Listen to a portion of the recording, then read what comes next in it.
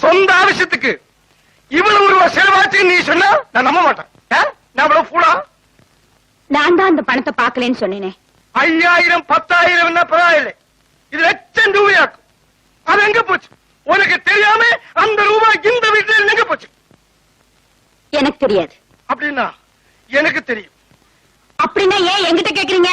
நீ அவனுக்கு கொடுத்திருக்கு. எவனுக்கு? என்ன விளையாடுறியா? எனக்கு ஒண்ணுமே தெரியாது நீ நினைச்சிட்டு இருக்கா? நீ எங்க எல்லாம் போறேன்னு எனக்கு தெரியும். நீ யார் கூட எல்லாம் போறேன்னு எனக்கு தெரியும். ஒரு பொண்டாட்டி செய்யக்கூடிய காரியமா செஞ்சுட்டு இருக்க. ஒரு கணவன் செய்யக்கூடிய காரியமா நீங்க செய்யறீங்க. ஆமா, நீங்க எனக்கு யாரு? அது இன்னும் உனக்கு தெரியாதா? அதுதான் இன்னை வரைக்கும் எனக்கு புரியாத சமாச்சாரம்.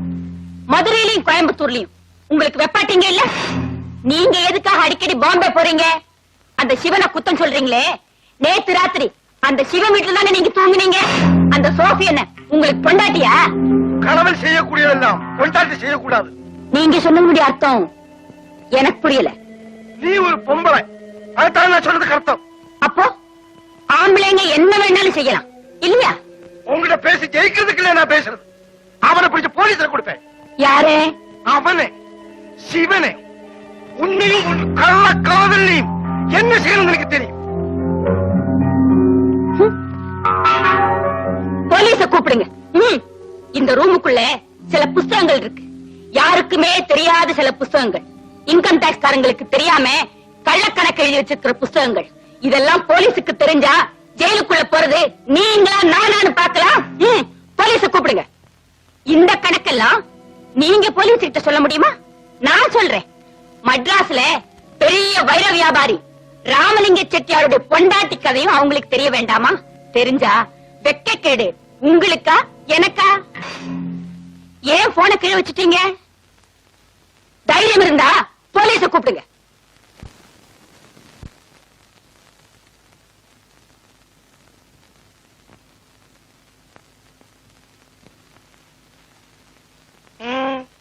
என்ன வேணும் இங்க? நீ யார பாக்குறதுக்கு வந்த? അങ്ങേ അല്ലാതെ പിന്നെ ആരെ എനിക്കിവിടെ കാണാനുള്ളത്? என்ன பாக்குறதுக்கு மட்டும் வந்த? நன்றி கெட்ட நாயே, உன்னை இந்த வீட்டுக்கு வரவழைச்சு இந்த நிலைமையில் ஆக்கிறது என் வீட்டிலே, என் பெட்ரூமிலே, என் பொண்டாட்டி கூட படுக்கிறதுக்கு. இனிமே நீ இந்த வீட்டுல வரக்கூடாது. நான் உன் வீட்டிலே வரமாட்டேன். ஜாக்கிரதையா இருக்கணும். இல்ல ஒரு சவம் டெட் பாடி மத்தாசுல ஏதாவது குப்பையில கிடப்பேன். Get out!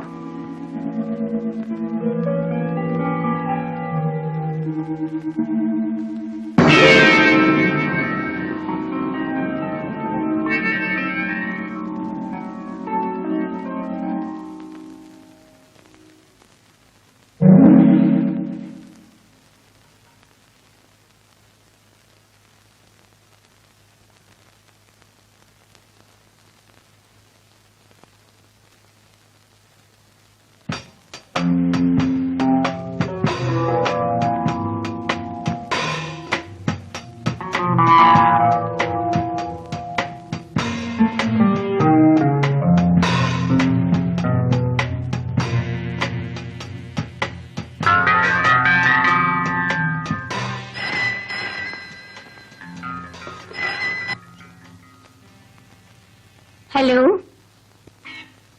ஆமாங்க, நான் கமலம்மா பேசுறேன்.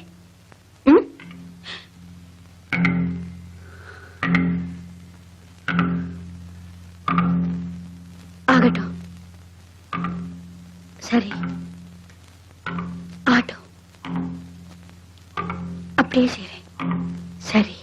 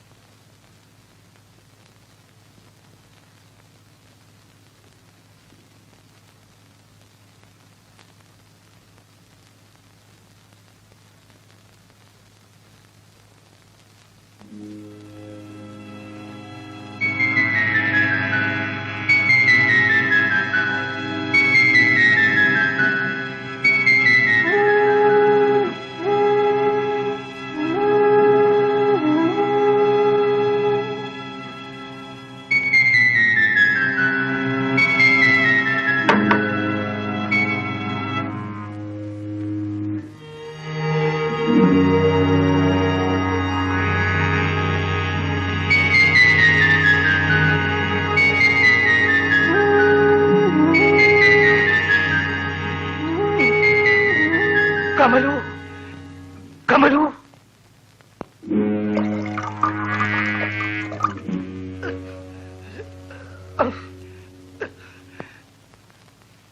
കമലു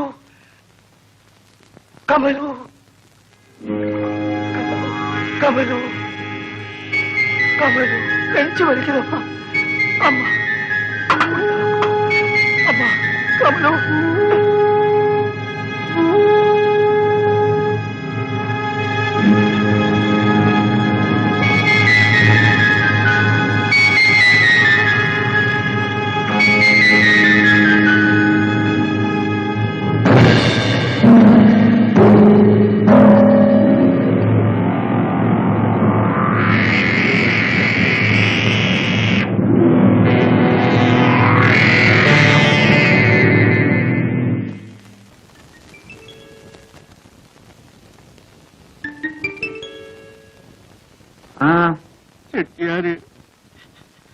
ചെട്ടിയാര് മരിച്ചു. ഓഹോ, ഒരസുഖം ഉണ്ടായിരുന്നില്ല. ഉറങ്ങാൻ വേണ്ടി കിടന്നതാ. അപ്പോ അമ്മ കൊണ്ടുവന്ന് ഒരു ഗ്ലാസ് പാല് കൊടുത്തു. ഉടനെ ക്ഷീണം വർദ്ധിക്കുന്നു എന്ന് പറഞ്ഞു. ഡോക്ടർക്ക് ആള് പോയി. ഡോക്ടർ വരുന്നതിന് മുമ്പ് ചെട്ടിയാര് മരിച്ചു. അപ്പയ്യ എന്തിനാ വിഷമിക്കുന്നത്? എല്ലാരും മരിക്കും. ചെട്ടിയാർ ഒരു വിഡിത്തം കാണിച്ചിട്ടാ മരിച്ചത്. നിങ്ങളെപ്പോലെ കരയാൻ കുറെ ആളുകളെ ഉണ്ടാക്കി വെച്ചു. ഞാൻ മരിച്ചാൽ ആരും കരയില്ല. കാര്യം എന്താണെന്നറിയോ? എനിക്ക് ബന്ധുക്കളില്ല. നീ വാ, വേഗം ചെല്ലാം. അയ്യോ, ഞാൻ എന്തിനാ വരുന്നത്? അവരൊക്കെ വലിയ ആൾക്കാർ. അവിടെ എന്നെ പോലുള്ളവർക്ക് എന്താ കാര്യം? അതിനുള്ള നിലയും വില എനിക്കുണ്ടോ? അപ്പയ്യ പൊയ്ക്കോളൂ, പൊയ്ക്കോളൂ.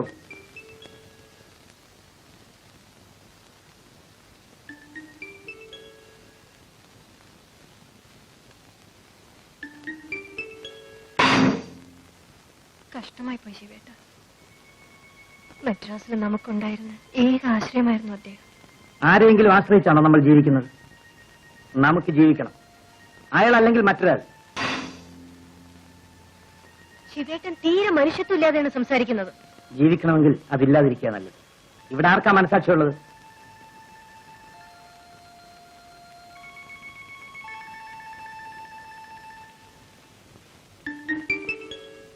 ശിവേട്ടൻ അവിടം വരെ ഒന്ന് പോകുന്നില്ലേ? പോകണം, പോകും.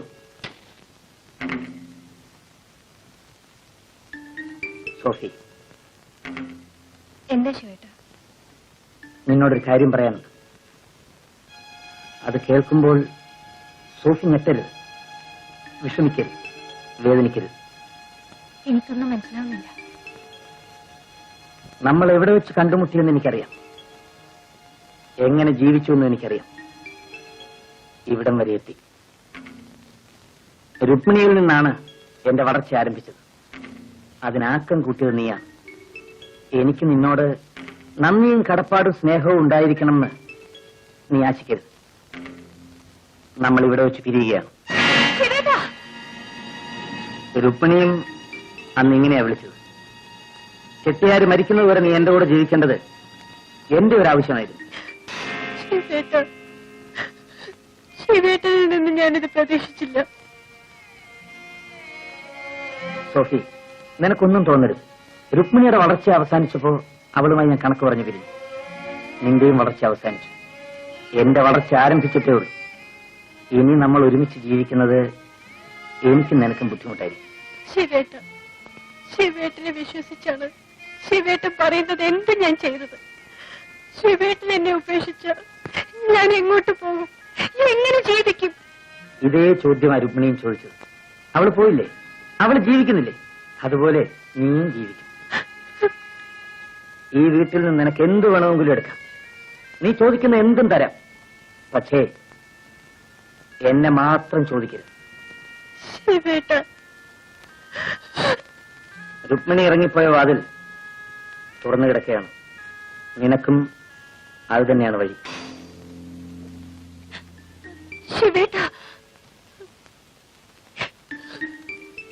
യാത്ര പറയാൻ ഇനി എന്നെ കാണണമെന്നില്ല.